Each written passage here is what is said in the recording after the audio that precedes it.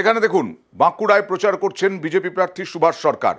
তার কাছে অভাব অভিযোগ তুলে ধরলেন, জল আগে পরে ভোট, এরকমটাই মহিলারা দাবি করছেন। একটু শোনাই অ্যাম্বিয়েন্স দিয়ে, আগে জল পরে ভোট।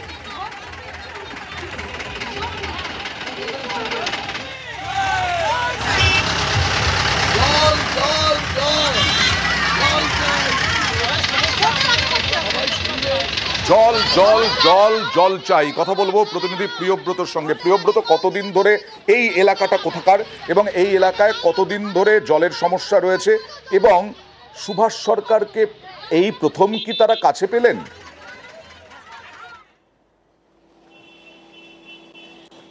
দেখো অয়নদা, 1 বছর প্রায় হয়ে গেছে পাইপ লাইনের জল যে দেওয়ার কথা, সেই জল কিন্তু পাইপ লাইন পৌঁছে গেছে, কিন্তু সেই পাইপ লাইনে জল পড়ে না।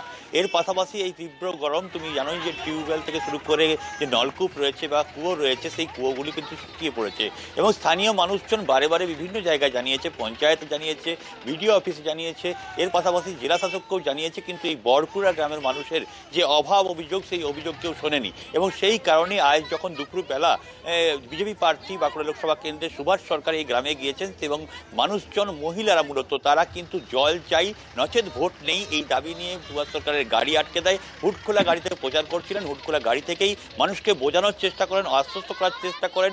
কিন্তু মানুষজন দাবি করছেন, এই ভোট এলেই এই বিভিন্ন ধরনের নেতারা এই গ্রামে যায়, কিন্তু ভোটের আগে আশ্বাস মেলে ভোটের পরে জল দেওয়া হবে, কিন্তু সেটা মেলে না, জল পাওয়া যায় না। আর ভোটের পরে বলতে গেলেই বিক্ষোভকারীদের একটু বক্তব্য দেখাই। প্রিয়ব্রত, আমার জলের সমস্যার জন্য আটকালাম, জলের খুবই কষ্ট। বাড়িতে কল থাকলে কি হবে, জল নেই তো। উনি বললেন ভোটের পরে সব জল ছেড়ে দেবো, হয়ে যাবে, সে এমনি ঠিক ঘর ঢুকে যাবে, পাশে গেলেও তার সাহায্য পাওয়া যাবে। উনি তো বললেন জলের ব্যবস্থা করবো, কিন্তু জল তো আমরা অনেকদিন ধরে পাচ্ছি না দাদা। জল না হলে আমরা রান্না করবো কি করে, খাবার দাবার কি করে করবো? সবাই তো এক কথাই বলছে যে জল আসবে, জলটা আমাদের আসবে একটা কবে।